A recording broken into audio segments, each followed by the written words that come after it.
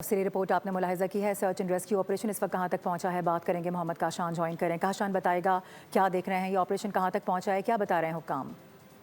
बिल्कुल देखिए, मैं इस वक्त आपको रिपोर्ट कर रहा हूँ सोल्जर बाजार के इलाके से, जहाँ रात का अफसोसनाक वाक़या पेश आया था। गैस लीकेज के बाद घर में धमाका हुआ है और जो बिल्डिंग जो है मुनहदम हो चुकी है। इस वक्त डिप्टी कमिश्नर नसरुल्लाह अब्बास साहब हमारे मौजूद हैं। सर तफसीलात बताइएगा, अब तक कितनी जानें जो है इस हादसे में ज़ाया हो चुकी हैं और कितने अफराद ज़ख्मी हैं? रेस्क्यू ऑपरेशन कहाँ तक पहुँचे है? देखिए, ये वाक़या तकरीबन कोई 4 बजे के अराउंड जो है हुआ था और जैसे हमें रिपोर्ट हुआ था रेस्क्यू 1122 मैं खुद और असिस्टेंट कमिश्नर यहाँ पर आ गए थे और फौरी तौर पे रेस्क्यू और सर्च का ऑपरेशन शुरू कर दिया था।